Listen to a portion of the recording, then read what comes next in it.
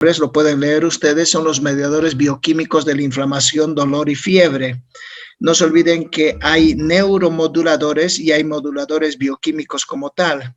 Por ejemplo, tenemos la angiotensina, las cininas, la bradicinina, los opioides o los péptidos no opioides como la sustancia P, las endotelinas, neurotensina, la serotonina y los alcaloides del cortisol centeno. Esto lo leen, por favor, es muy extenso para verlo este instante, pero recordarles que hay muchos mediadores bioquímicos en la inflamación, el dolor y la fiebre. Los más conocidos por ustedes son las prostaglandinas, los leucotrienos, la histamina, etcétera, pero aquí son los seleccionados, la bradicinina, los péptidos no opioides, serotonina, etcétera. Bien. De los péptidos ya hemos hablado el otro día, así que lo pasamos un poquito por alto y nos vamos a las taquicininas. Las taquicininas incluyen a la sustancia P, a la neurocinina A y la neurocinina B. Fíjense lo que se habla de las taquicininas y qué son las taquicininas que tienen que conocer, por favor. Existen 3 taquicininas endógenas, la sustancia P, la neurocinina A y la neurocinina B. Fíjense cómo se abrevia neurocinina A, neurocinina B. Y estas taquicininas, taqui, a lo contrario de bradicininas, son péptidos de acción muy lenta y estas taquicininas son péptidos de acción muy rápida. La sustancia P, vuelvo a decir, la neurocinina A, la neurocinina B, se encuentran en todo el sistema nervioso central y periférico. Y las neuronas sensitivas nociceptivas expresan sustancia P y neurocinina A que liberan en la periferia y en el asta posterior.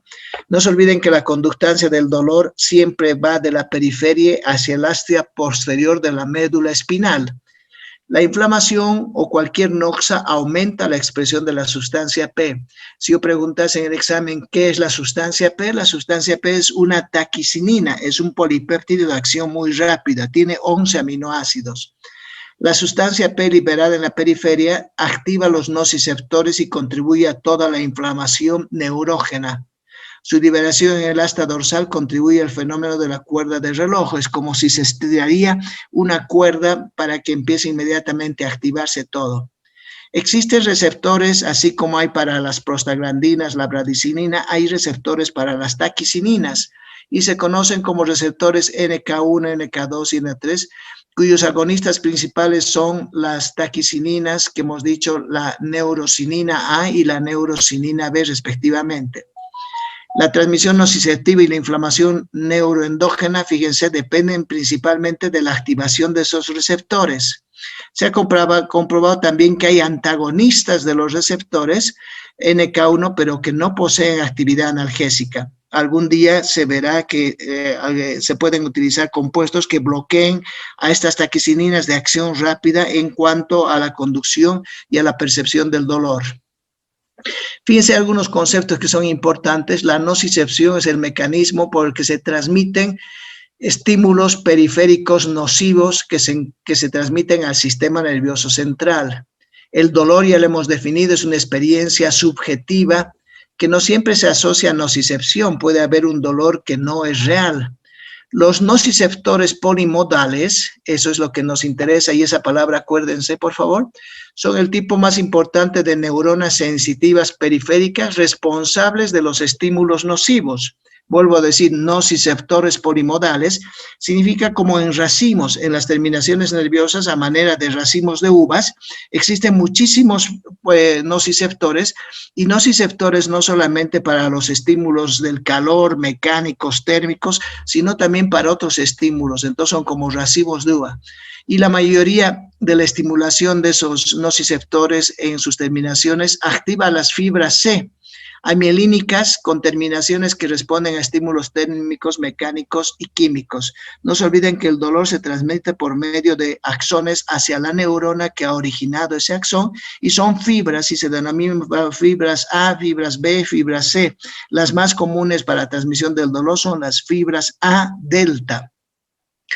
Los estímulos químicos que actúan sobre los nociceptores polimodales para producir dolor comprenden a la bradicinina, los protones, no se olviden el hidrógeno, el ATP, los vaniloides, la capsaicina. Recuerdan que había hablado de la capsaicina que se origina en los pimientos, en los chiles o en locoto, que van a estimular estos receptores. Entonces, los estímulos químicos para ellos son la bradicinina, protones y la capsaicina. Las prostaglandinas sensibilizan a estos nociceptores, lo que explica el efecto analgésico de fármacos tales como el efecto analgésico de fármacos como el ácido salicílico, sobre todo en presencia de inflamación. Uno de los receptores más importantes en la transmisión del dolor son los receptores vaniloideos, los vaniloides que se llaman, y es el BR1 que responde al calor perjudicial cuando hace mucho calor o cuando la persona está sometida a ambientes muy calientes o al fuego. Agonista similar a la capsaicina. El mediador lipídico anandamida es un agonista de los receptores vaniloideos. La anandamida es un compuesto muy tóxico y muy relacionado con estos receptores, a la vez que es un agonista del receptor cannabinoides endógeno. No se olviden también que los derivados de la marihuana podrían tener alguna acción en cuanto al dolor. ¿Estamos? En cuanto a aliviar el dolor particularmente. Las fibras nociceptivas terminan en las capas superficiales del asta posterior. Dijimos que habían 7 láminas donde forman conexiones sinápticas con las neuronas que van a subir hacia el tálamo. Las neuronas de los NPM, que es pues de los nociceptores polimodales, liberan glutamato. Esto me interesa que recuerden, por favor. El glutamato es un aminoácido, pero es un transmisor rápido, y también varias sustancias como la sustancia P que actúan como transmisores lentos. Los péptidos también se liberan en la periferia y contribuyen a la inflamación neurógena. El dolor neuropático asociado a lesiones de las vías nociceptivas, más que a un estímulo periférico excesivo, suele ser un componente de los estados de dolor crónico y a menudo responden mal a analgésicos opiáceos. Fíjense esas contradicciones. Dijimos que el dolor neuropático respondía muy bien a analgésicos opiáceos, pero cuando la vía nociceptiva tiene un estímulo periférico muy excesivo, no responden. Bien. La conducción del dolor va del asta dorsal hasta el tálamo y esto lo pasamos por alto. Esta parte sí la vemos, que me interesa, por favor. Fíjense, aquí tenemos diferentes receptores y diferentes noxas que están produciendo dolor. Agentes químicos, agentes mecánicos, agentes térmicos. El calor, la compresión y un compuesto químico puede generar un potencial de acción y ese potencial de acción iniciar la conducción sensitiva del dolor hasta las esferas superiores. Aquí vemos en este cuadrito, por favor, voy a agrandar un poquito. Fíjense, tenemos aquí que hay una terminación nerviosa, ha sido dañada o estimulada o activada por compuestos químicos o por compresión, mecánicos o térmicos, e inmediatamente la transmisión empieza a conducirse y cruza. Esto se llama decusación, ingresa a la médula espinal y cruza al asta posterior contraria y empieza a ascender y va hasta el tálamo y del tálamo a los sistemas superiores. Pero veamos qué ocurre aquí a este nivel que es más importante, a nivel del receptor o de los receptores que se van a activar y al final van a producir una entrada de calcio, van a alterar la parte iónica particularmente del sodio y generar un potencial de acción. Fíjense, los agentes químicos van a activar receptores para los hidrógenos o para el ácido sisa que se llamaban, y los receptores P2X, P2Y que eran receptores para el ATP. Entonces, estos compuestos químicos que actúan sobre canales iónicos directamente o receptores de tipo 2 van a facilitar la entrada de sodio y calcio. Los mecánicos directamente actúan sobre canales iónicos mecanosensibles que se llaman y aumentan la entrada de sodio y calcio. Y los térmicos también. Los térmicos van a actuar sobre receptores vainílicos, receptores B1 o B2, térmicos vainílicos que se llaman, y también van a favorecer la entrada de sodio y calcio. Estamos en una terminación nerviosa, entonces, y estos son los nociceptores, diferentes nociceptores que se van a activar y se van a activar sobre todo por el movimiento iónico que ocasiona.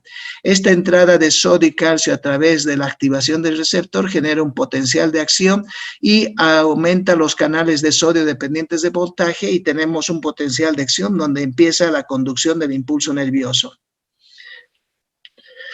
Bien, aquí vemos un poquito cómo es la conducción y las fibras que van a participar.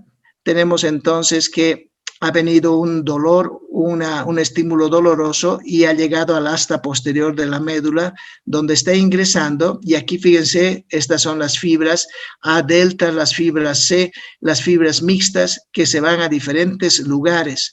Donde más se van es a la lámina 2, se llama lámina 1, lámina 2, lámina 3, lámina 4, lámina 5, lámina 6 del asta dorsal. Ahí hacen conexión el axón con las neuronas del asta, o muchas veces son dependientes, son axones de las mismas neuronas que se han convertido en fibras terminales. A estas se llaman fibras A delta, las que más conducen, y las fibras C también. Entonces se produce el reconocimiento o el impulso nervioso en el asta dorsal.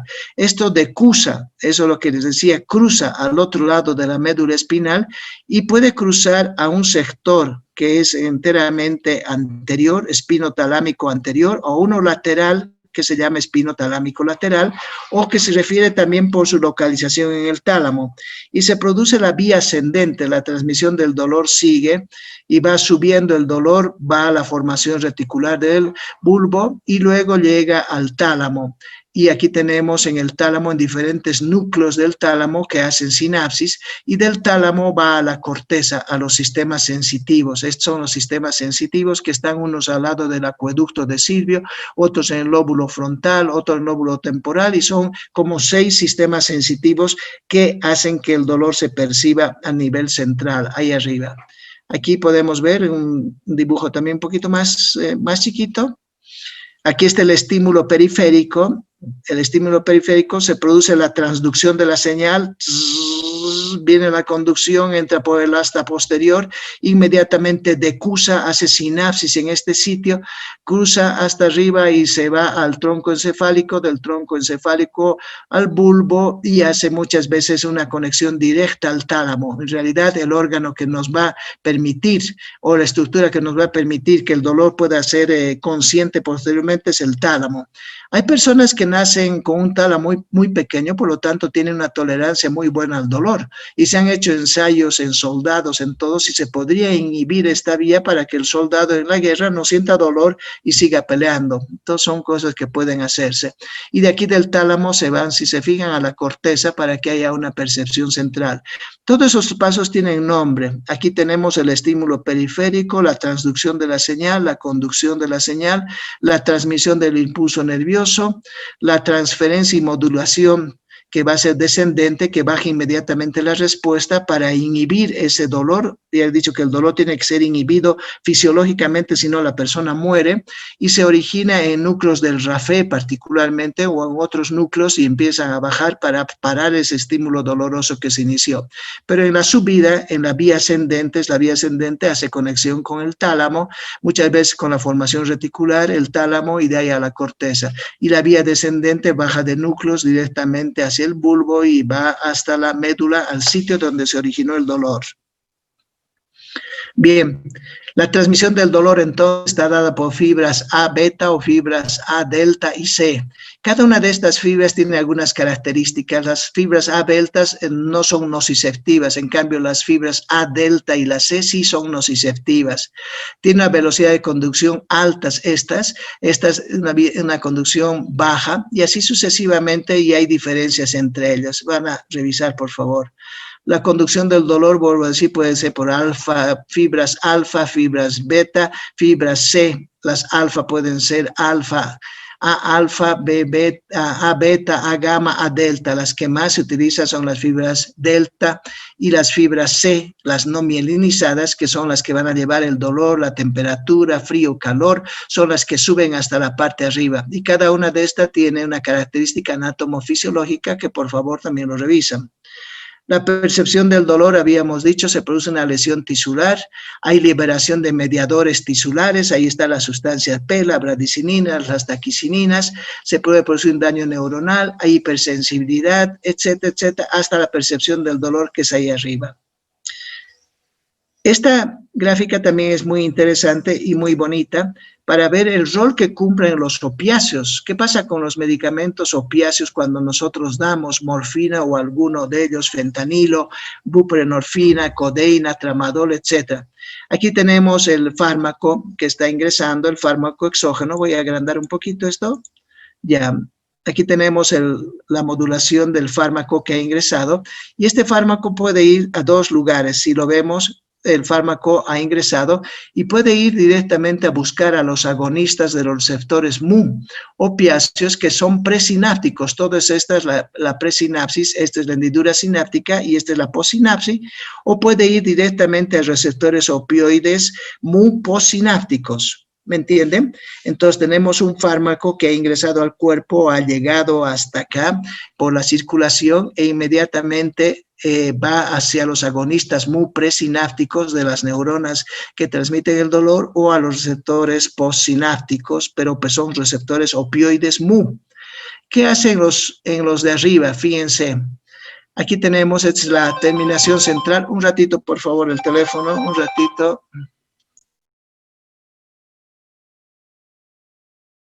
Aquí teníamos una terminal central de una neurona sensitiva primaria. Ahí están diferentes neurotransmisores, uno de ellos el glutamato. Aquí están los receptores para presinápticos agonistas de los receptores Mu o los opioides Mu. Aquí hay otros receptores para calcio. Y el momento que este agonista de los Mu viene acá, inhibe la entrada de calcio. No se olviden que el calcio promueve la exocitosis. Entonces, al no haber calcio, no se liberan las sustancias químicas que están ahí adentro en la neurona sensitiva, en la parte presináptica de esta neurona. Al no haber la entrada de calcio, no se produce la exocitosis. Pero si acaso hubiera la exocitosis, hay que ver lo que es fisiológico normal sin pensar en el fármaco. Estos neurotransmisores, péptidos, sustancia P, etcétera, etcétera, glutamato entre ellos, inmediatamente son liberados a la hendidura sináptica, salen a la hendidura sináptica y van a buscar sus receptores. El glutamato es uno de los que más va a promover la acción de la transmisión dolorosa por la acción de sus receptores, y el glutamato busca unos receptores que se llaman AMPA. Los neuropéptidos y la sustancia P y el péptido muy parecido a la calcitonina van a modular la conductancia de potasio y hacen que el potasio empiece a eliminarse, fíjense. Y aquí cuando ya introducimos un fármaco, el fármaco o los agonistas propios, encefalina, endorfina, que son propios de nosotros, pueden bloquear o pueden actuar sobre este receptor opioide, y el receptor opioide, fíjense lo que hace, inmediatamente anula la conductancia de potasio. Entonces ya no hay una exagerada conductancia de potasio, ya no hay hiperpolarización, ya no hay canales de sodio dependientes que se activan y no se genera el potencial de acción. Esta es la fantasía entonces de los opioides. Repito un poquito qué pasa con los opioides. Damos un medicamento opioide, el opioide busca receptores opioides llamados Mu, que son los encargados de aliviar el dolor. Estos receptores Mu pueden ser presinápticos o postsinápticos. Cuando es presináptico, bloquea los canales de calcio y no se produce la salida de las sustancias que van a ser productoras del dolor.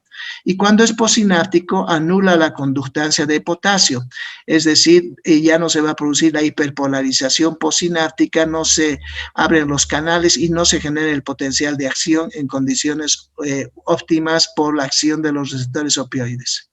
Bien, aquí lo mismo fíjense cómo se van a utilizar los diferentes medicamentos que tenemos para calmar el dolor. En los estímulos periféricos o en la parte periférica, en la transducción de la señal, se utilizan los AINES, es el sitio de acción de los AINES. Los AINES entonces sirven para calmar el dolor de origen periférico y calmar el dolor en el sitio donde se ha producido. No se olviden que en ese lugar llegan prostaglandinas, llegan leucotrienos, llegan leucocitos polimorfonucleares, plaquetas, etcétera, y empiezan a liberar una gran cantidad de sustancias químicas, y todas esas sustancias químicas producen una alteración iónica de la terminación nerviosa, y esa alteración iónica de la terminación nerviosa es el estímulo que se requiere para la conducción del dolor. Entonces los AINES anulan esta parte de acá, su acción es periférica. Los AINES no actúan a nivel central, son exclusivamente periféricos. También se pueden utilizar bloqueadores de los canales de sodio, tales como son los anestésicos. Ahí se bloquea la conducción y no sigue el impulso subiendo. El anestésico más utilizado, que es el alotano, es un bloqueador de los canales de sodio, entonces impide que suba la conducción. Ya cuando ya está la transmisión del dolor en la médula espinal, esta es la transmisión, podemos utilizar diferentes medicamentos, fíjense, opioides, antidepresivos, algunos AINES que tienen un poquito de acción central, antiepilépticos, agonistas adrenérgicos, celecoxib, agentes que se unen a receptores alfa, etcétera. Y luego sigue el dolor ahí arriba y está la transferencia, y en la parte central, en la parte de arriba, los opioides tienen su máximo de acción. Entonces, opioides son medicamentos que calman el dolor por acción central. Hay algunos que pueden calmar la transmisión, no necesariamente a nivel central, aunque la médula se puede considerar central, y hay otros que actúan a nivel de la terminación nerviosa o donde está el estímulo periférico, y otros en la conducción. Eso lo vamos a ver en un instante. Esto pasamos por alto, también pasamos por alto, y vemos ahora el grupo de fármacos que nos interesan, que son los AINES. Los AINES son los medicamentos llamados antiinflamatorios no esteroideos, para diferenciarlos de los esteroideos. Los esteroideos son los glucocorticoides, y ustedes recuerdan, los glucocorticoides se clasificaban por su acción rápida, acción media y acción prolongada. Los de acción rápida, la hidrocortisona es el nombre que más tienen que acordarse, de acción media a la prednisona, metilprednisolona y triamcinolona, y de acción larga o tardía a la betametasona y a la dexametasona. Esos son los medicamentos más importantes llamados corticoides y que actúan como antiinflamatorios esteroideos, cuya acción es inhibir a la enzima fosfolipasa A2. ¿Estamos? En cambio, los antiinflamatorios no esteroideos son productos químicos producidos por el hombre que no tienen una estructura esteroidal, o es decir, no son originarios en el colesterol, sino más que nada son originarios en ácidos orgánicos. Ahí tenemos derivados de diferentes ácidos, por ejemplo, derivados del ácido salicílico a la aspirina, derivados del ácido propiónico al ibuprofeno, naproxeno, derivados de los ácidos fenilacéticos al diclofenaco, derivados de ácidos indolacéticos a la indometacina, derivados de oxicanos, pirazolonas y solo analgésicos, paracetamol. Pero lo que me interesa aquí es que la gran mayoría de los AINES son derivados de ácidos orgánicos. Algunos obviamente son derivados de cetonas, y otros son otros compuestos derivados que no son ácidos, pero la gran mayoría son derivados de ácidos. ¿Qué ácidos participan en su génesis? Ácido salicílico, propiónico, fenilacético, indolacético, y las cetonas, que da lugar a la nabumetona, un medicamento extraordinariamente bueno dentro de los AINES. Si se fijan ustedes, un estímulo, cualquier estímulo, llega a la membrana, como es la génesis de la liberación de prostaglandinas y de la acción de los AINES, porque van a inhibir a las prostaglandinas en una palabra. Llega un estímulo, actúa sobre los fosfolípidos de la membrana, inmediatamente la fosfolipasa 2 se pone en activación, la fosfolipasa 2 libera el ácido araquidónico que está en la posición 2 del fosfolípido, el ácido araquidónico libre, disque libre, porque nunca va a estar libre, es catalizado inmediatamente por la ciclooxigenasa o por la lipoxigenasa, en este caso por la ciclooxigenasa, y la ciclooxigenasa convierte al ácido araquidónico en peróxidos endógenos o endoperóxidos, que se llaman, y ahí tenemos prostaglandinas, tenemos tromboxanos y prostaciclina. ¿Cómo actuaba la aspirina para calmar o inhibir la agregación plaquetaria? Alguna vez uno se pregunta cómo actúa la aspirina. Si la aspirina lo que hace es inhibir a la ciclooxigenasa, ahí está el detalle entonces.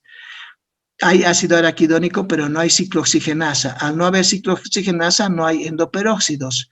La aspirina inhibe la formación de prostaglandinas, inhibe la formación de tromboxano. Y si no hay tromboxanos, no hay agregación plaquetaria. Entonces, fíjense la importancia. La aspirina es un inhibidor de la agregación plaquetaria porque inhibe la formación del tromboxano A2 al inhibir a la ciclooxigenasa. Pero sigamos aquí arriba. Entonces, el ácido araquidónico por la ciclooxigenasa de tipo 1 tipo 2 se convierten en prostaglandinas. Aquí actúan varias enzimas y generan la prostaglandina E2, la prostaglandina D2. También actúa la tromboxano sintasa que forma el tromboxano A2 y que va a aumentar la agregación plaquetaria, va a producir vasoconstricción. Y también se activa la prostaciclina sintasa que forma una prostaglandina que es idéntica a estas, pero se llama prostaglandina I2 y tiene un nombre propio que es prostaciclina, que aumenta el AMP cíclico plaquetario, inhibe la agregación, al contrario más bien que los tromboxanos, procura la desagregación plaquetaria y da vasodilatación, la vasoconstricción. Entonces ahí tenemos, sea como fuere, pero si la aspirina ha actuado y ha inhibido la ciclooxigenasa, el mecanismo es de que no funcionan los tromboxanos, no hay agregación plaquetaria y lo que nos importa sobre todo es la parte cardiovascular.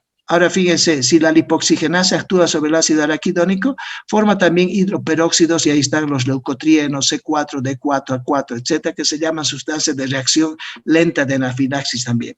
Y los esteroides, hemos dicho dexametasona, betasona, triamcinolona o lo que fuera, aumentan a la lipocortina y la lipocortina inhibe a la fosfolipasa A2.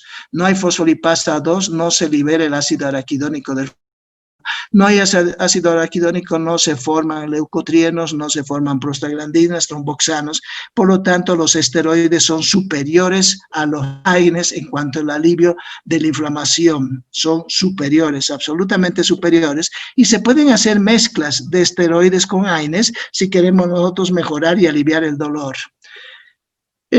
Hay muchos preparados de los AINES que vamos a ver en un ratito. Bien, aquí ya en materia, los antiinflamatorios no esteroideos, los AINES, sirven para aliviar el dolor, la fiebre y la inflamación. ¿Qué es el dolor? Hemos dicho, es una sensación subjetiva muy desagradable, proviene o previene contra probables lesiones de los tejidos, nos avisa también que está ocurriendo algo. Desde la periferia va a la médula espinal y luego al sistema nervioso central por fibras mielinizadas de tipo A, rápidas o no mielinizadas de tipo lentas y ocasionan respuesta. Participan en la génesis del dolor mediadores bioquímicos, eicosanoides, autocoides, histamina, transmisiones nerviosos, estimulación nerviosa y receptores llamados nociceptores, que cuando son ocupados estos receptores produce lo que hemos visto, la génesis del dolor.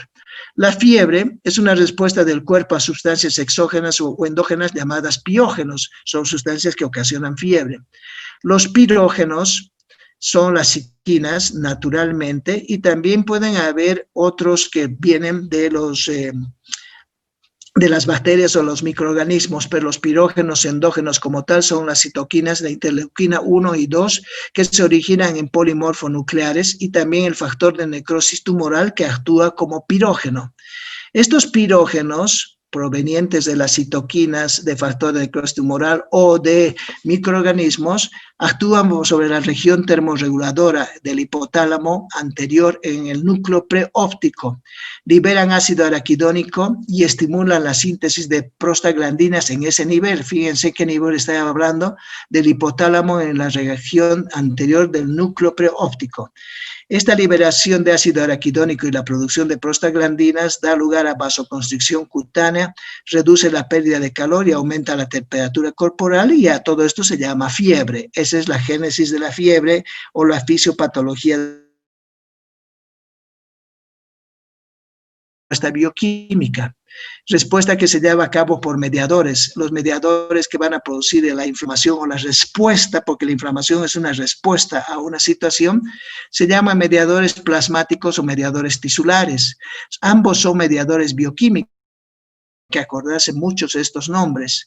Los plasmáticos, bradicinina, que venía de un simógeno y gracias a la calicreína se activaba, fibrinopeptidasa, 5 derivados de la fibrina, esos son plasmáticos. Y los tisulares, histamina, prostaglandina, serotoninas, proteasa, factor quimio, plaquetas, interleuquinas, linfotoxinas, y podríamos llenar la hoja de puro mediadores que se van a producir. Se liberan por microorganismos, deterioro del tejido, acción mecánica, física, etcétera, etcétera. Entonces, esta hojita nos es interesante porque nos dice cómo es el génesis del dolor, cómo actúan las noxas, cómo actúan las prostaglandinas y las citoquinas a nivel del hipotálamo, la inflamación, que es una estar dada por mediadores plasmáticos y mediadores tisulares. Bien, ¿qué debe ser un AINE? Hemos dicho que el AINE es un antiinflamatorio nuevo. No existe el AINE ideal, lamentablemente, pero estas son algunas condiciones que podría reunir un AINE. Que sea potente, es decir, que la tableta, un solo comprimido, calme el dolor más de 12 horas. Hay algunos AINES que pueden ser muy potentes, otros no. Que no produzca daño gástrico. Muchas veces la intolerancia gástrica, la úlcera, gastritis, irritación que produce a nivel, sobre todo gástrico, impide que el paciente se adhiera al tratamiento. Que tenga mínimo efecto renal. No se olviden que los AINES van a inhibir a las prostaglandinas y las prostaglandinas a nivel de la arteria renal se encargan de producir vasodilatación.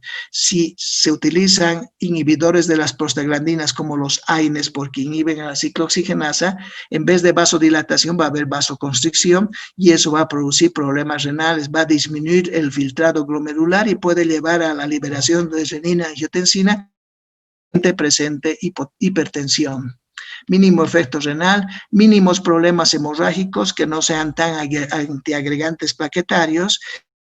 De alguna manera las plaquetas no sirven para cohibir hemorragias, que no produzcan alteraciones hepáticas. Lamentablemente uno de los mejores AINES que no es un anti como tal, pero es un analgésico, es el paracetamol, y el paracetamol produce mucho daño hepático, mucho daño tóxico, sobre todo si las dosis son arriba de 4 gramos, y que no tengan reacciones de hipersensibilidad. Lamentablemente muchos de ellos tienen, y entre ellos la aspirina.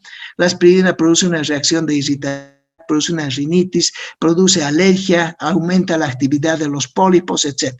Entonces, ¿cuáles son las condiciones de un AINE? Repitiendo, que sean potentes, no dañen el estómago, que no dañen al riñón, que no produzcan daños hepáticos, que no produzcan hemorragias y que no produzcan alergias.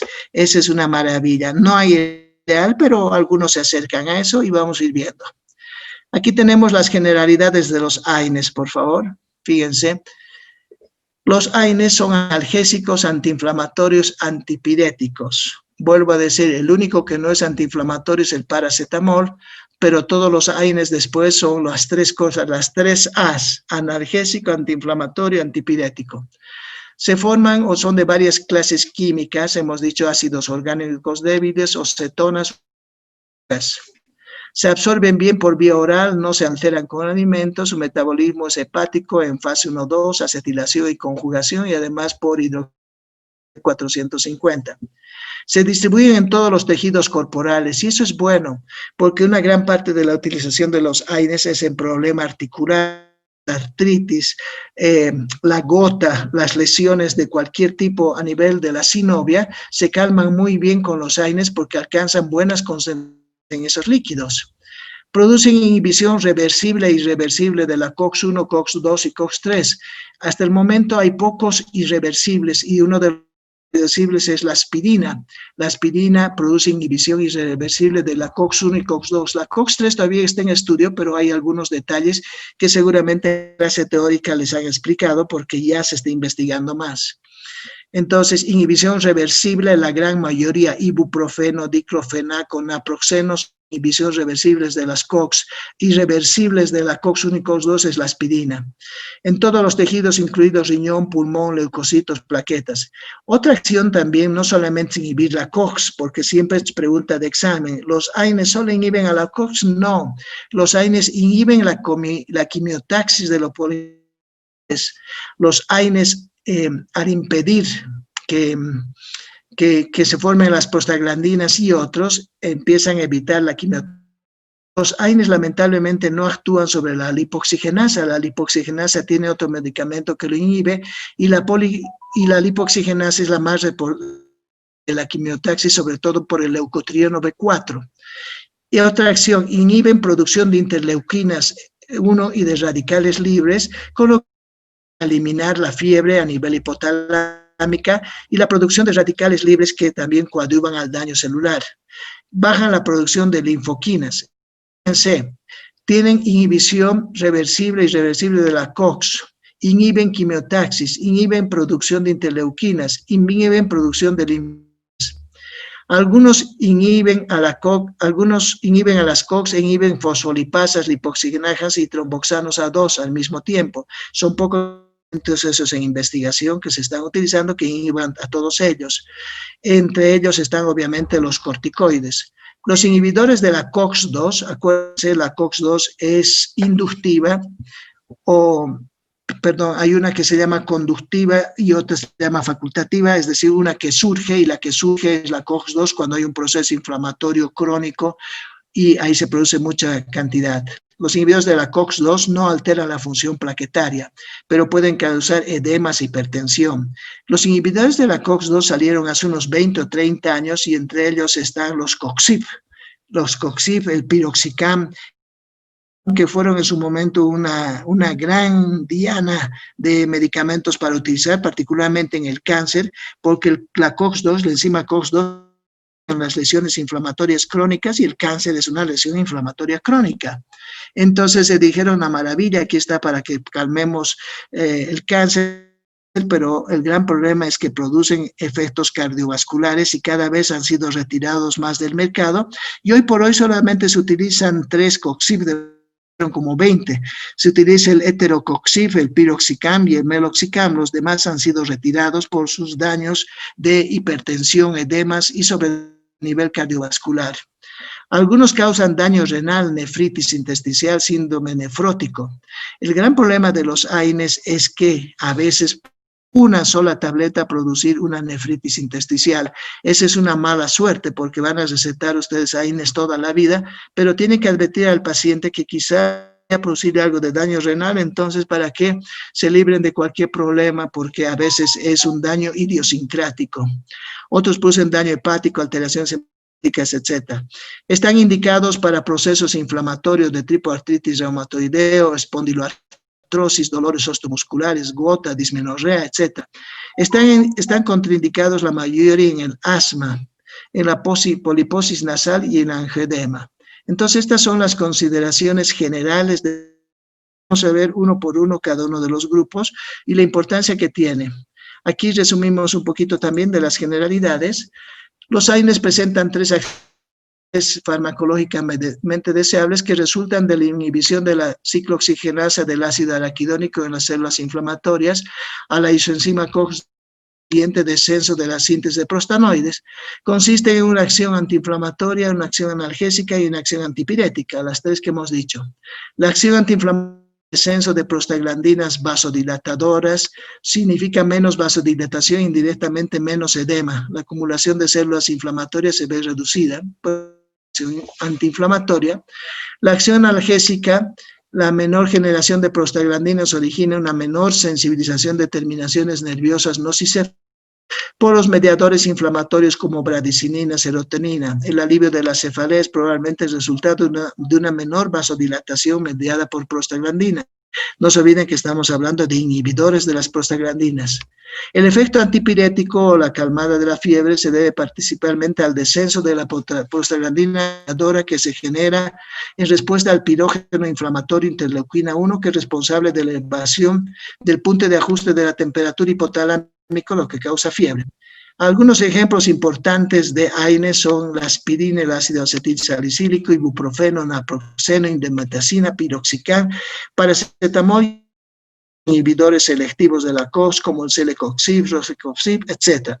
En una palabra, existen más de 40 medicamentos AINES. Ustedes no tienen que saber los 40, pero por lo menos tienen que saber 3 para que se puedan defender en algún momento, porque si no hay ese medicamento, tienen que utilizar el otro, si no, entonces por lo menos 3 medicamentos, pero son los medicamentos que más van a utilizar toda su vida, ¿de acuerdo?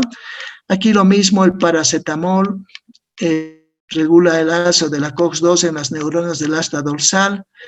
El celecoxib, que es inhibidor de la COX-2 específico, ambos los AINES evitan la producción de prostaglandinas, etcétera, etcétera. Todo lo que hemos visto lo analizan esto. Es muy bonito eso para analizar.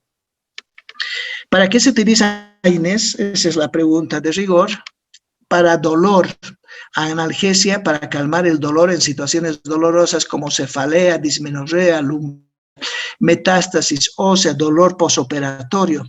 Los fármacos de elección para analgesia a corto plazo son la aspirina, el paracetamol y ibuprofeno. Para el dolor crónico son útiles algunos de acción más duradera como el diflunisales, esto no está bien escrito, el naproxeno y el piroxicam.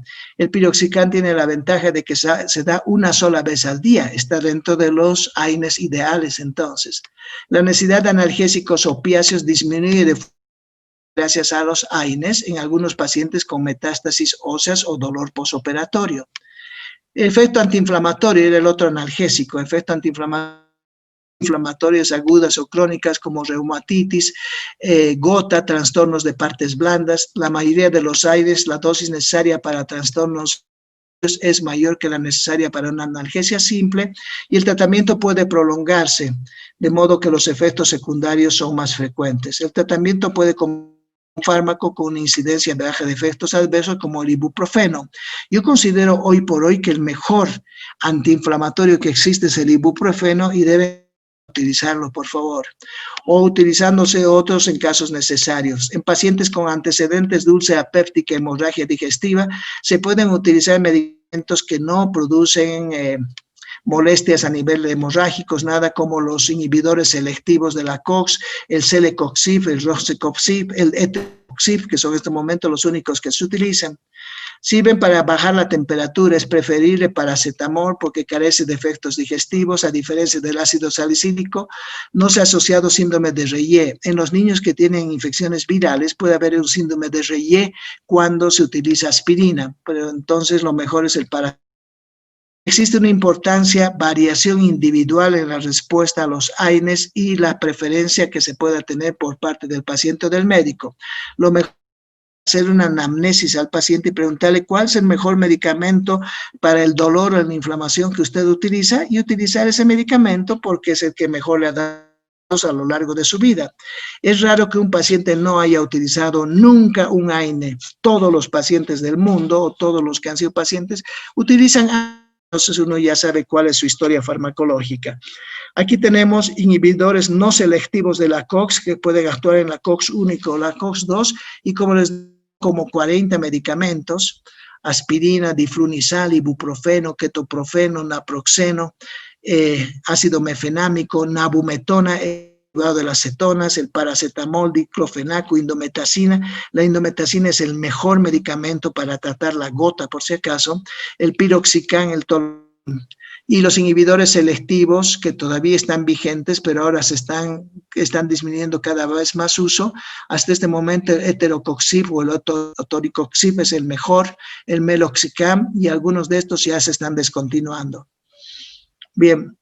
Los inhibidores selectivos de la COX, les había dicho, de primera generación y de segunda generación. Esta de segunda generación, heterocoxib o heterocoxib, que se llama, es muy bueno y se puede dar en dosis altas y producido por el cáncer, va muy bien.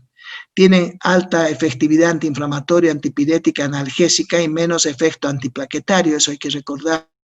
Disminuyen la tasa de complicaciones gastrointestinales, pero aumentan la tasa de complicaciones cardiovasculares, también hay que recordar.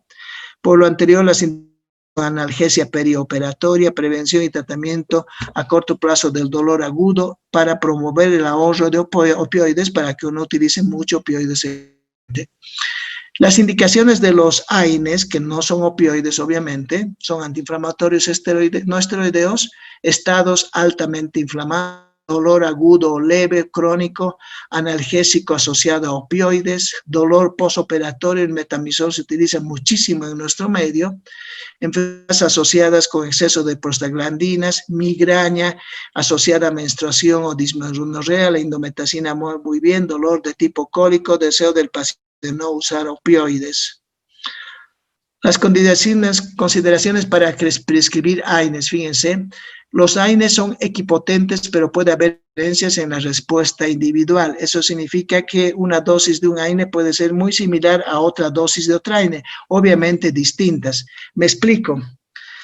El ibuprofeno se puede utilizar de 400, 600 u 800 miligramos y es equivalente al de 250 miligramos o es equivalente a la indometacina de 50 miligramos, pero cada uno de los pacientes tiene opciones. Lo importante en los AINES también es conocer el techo. Son medicamentos que no se puede utilizar en grandes cantidades al día ni tampoco. Por ejemplo, un medicamento que yo veo que es de abuso en los hospitales y en todos, el ketorolaco. El ketorolaco es un medicamento extraordinariamente, pero no se debe utilizar mucho tiempo. El ketorolaco máximo debe utilizar 5 días o una semana. Es muy tóxico para el riñón, es muy para el hígado y produce algunas alteraciones en el sistema nervioso central. Pero yo veo que los pacientes toman ketorolaco meses y meses y digo, bueno, ojalá que se estén produciendo insuficiencias renales, hepáticas, daños de otro tipo. Entonces hay que saber que también por tiempo y por diario, dosis diarias deben excederse. El ibuprofeno, que es el mejor medicamento, les digo, como antiinflamatorio, no debe excederse de 2.400 miligramos al día. Eso significa que podemos utilizar 400 miligramos cada 6 horas u 800 miligramos cada 8 horas, pero no exceder de 2.400 miligramos. La indometacina, que es un extraordinario medicamento, no debemos exceder de 150 miligramos al día. El diclofenaco, que es un medicamento buenísimo, no debemos exceder de 150 miligramos al día. El paracetamol no debemos exceder de 4 al día. ¿Me entienden? Entonces, todos los medicamentos AINES tienen un techo. Es decir, a partir de ese techo o esa dosis alta empiezan los efectos adversos. Nadie quiere chocarse con efectos adversos, por lo tanto, deberán saber cuánto es lo máximo de dosis que puede dar en un día del fármaco que ustedes escojan. Medicamento P. Cada uno de los fármacos tiene una dosis umbral o un techo. Bien, su tolerancia es individual, puede variar entre preparaciones del mismo fármaco. Lamentablemente aquí tenemos industrias farmacológicas que algunas son truchas. Dicen un antiinflamatorio y de repente es almidón. Entonces le damos de una marca u otra, en unos le hace efecto, en otros no. Hay que acostumbrarse a utilizar una marca sola en lo posible. Si un AINE no es efectivo, debe probarse con otro hasta encontrar la respuesta deseada. Nunca se deben usar 2 o más AINES al mismo tiempo, ya que el potencial tóxico se multiplica. Lamentablemente, la industria farmacéutica está utilizando mezclas de AINES y no hay quien pare esa situación porque aumenta la toxicidad. Mezclan a veces diclofenaco con paracetamol o mezclan ibuprofeno en una sola presentación y ese es un caos. Obviamente alivian el dolor, son mejores, pero pueden haber muchos efectos tóxicos.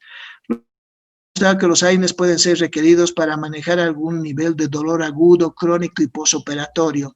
Los AINES pueden ser analgésicos más efectivos si ellos son tempranamente y a dosis suficiente para evitar la síntesis de las prostaglandinas. Por lo tanto, se deberá considerar la dosis inicial de carga muchas veces como la dosis de y ver que las concentraciones sean las adecuadas. Se debe prescribir AINES los 2 primeros días después de cualquier procedimiento quirúrgico. Entonces, fíjense ustedes, toda su vida relacionada con los AINES. El analgésico puede entonces ser tomado después del periodo inicial. Existen numerosos efectos adversos de los AINES, pero tolerados que los opioides en pacientes que están sanos. Hay que prescribir AINES conocidos por el médico y que estén al alcance del paciente. Hay AINES caros, hay AINES muy baratos y hay que saber que el médico conozca el medicamento y maneje el medicamento.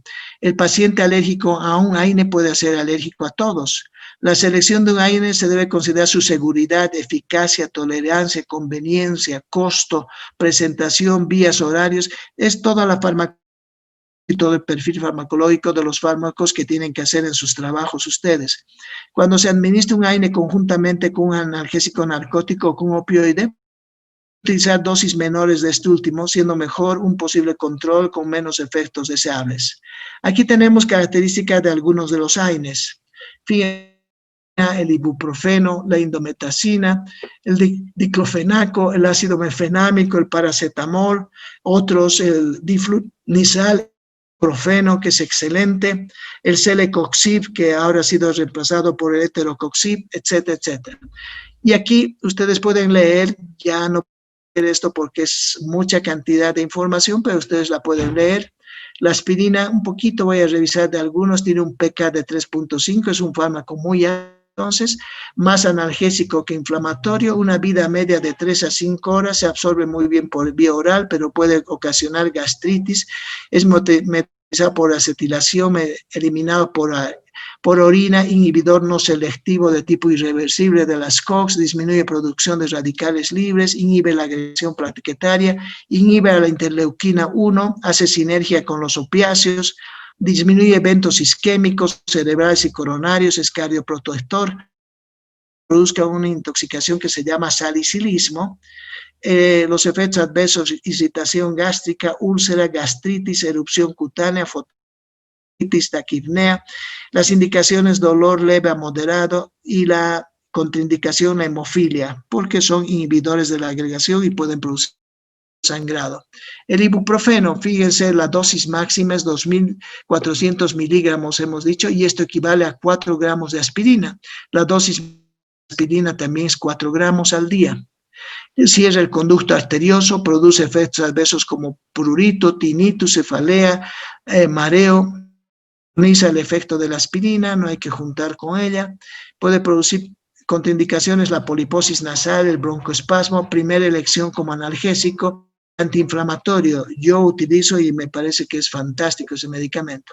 Otro medicamento es el paracetamol, que el paracetamol inhibe la COX-1 y DOX, efectos antiinflamatorios, por lo tanto solamente analgésico y antipirético, metabolizado por enzimas hepáticas saturables, tiene efectos tóxicos, lamentablemente puede producir mucho daño hepático por si acaso, es útil en asmáticos, hemofílicos, hipersensibles a la aspirina que no pueden tolerar, la toxicidad es por sobredosis, su antídoto es la N-acetilcisteína que repone a los sulfidrilos, no se olviden que el daño es producido por toxicidad del paracetamol que elimina el glutatión en una palabra y la forma de recuperar el glutatión es a través de la N-acetilcisteína. La medicamento excelente, excelente, excelente. Inhibe a la COX, inhibe a la fosfolipasa C y a la fosfolipasa 2, es decir, es un fármaco casi. Reduce la quimiotaxis, baja producción de células T y B. Está indicado en la gota, en la artritis. El mejor medicamento para la gota es la indometacina.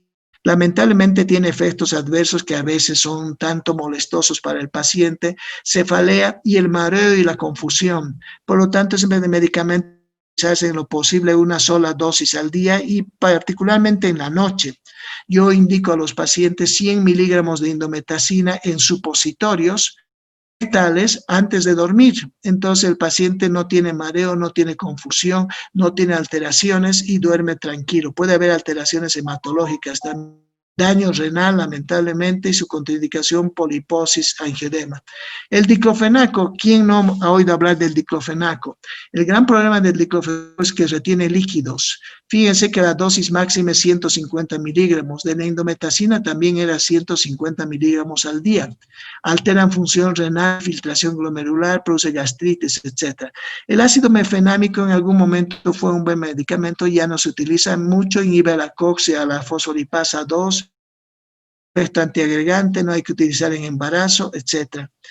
Otros, el diflunisal es menos irritante. El ketoprofeno, hoy por hoy el ketoprofeno es para el postquirúrgico. A un paciente que ha salido de una cirugía, no le indicamos por tabletita, sino le indicamos en inyección y que la ketoprofeno ingrese por infusión continua, es decir, colocamos al suero y que entra un goteo. Se pueden utilizar 200 miligramos de ketoprofeno al día, que es la dosis. Entonces colocamos una ampolla de 200 miligramos al suero para que dure 24 horas y al entrar en un goteo continuo, la analgesia es continua. Por lo tanto, un buen medicamento para calmar el dolor en el posoperatorio. El naproxeno también es excelente medicamento, pero más potente que el ibuprofeno, un poquito más tóxico. La nabumetón es un profármaco, habíamos dicho que era una acetona y es el antipirético excelente para tratar a los con fiebre que no se tiene el origen conocido. El piroxicam tiene la ventaja de darse una vez al día, pero es irritante digestivo. La tolmetina no sirve de dar porque resiente un efecto a las 2 semanas y el que quiere aliviar el dolor, la inflamación no es de aquí a 2 semanas, sino es en un instante. El celecoxib, hemos dicho, inhibidores selectivos de la COX y de las prostaglandinas I2, no tiene acción antiplaquetaria, no hay insuficiencia renal, produce trastornos cardiovasculares, hay que recordar. Puede causar edema, hipertensión, está indicado en gota, en artritis, dismenorrea y en dolor por cáncer. Bien, aquí quedamos, chicos. Se me ha secado la garganta, ya no tengo saliva y estamos en los AINES y yo creo que una clase más terminamos ahí, que es este dossier que son opiáceos más. Y después ya nos vamos a antibióticos, que la próxima semana van a empezar antibióticos y hay que estar casi al compás de lo que se va. ¿Tienen alguna pregunta, por favor?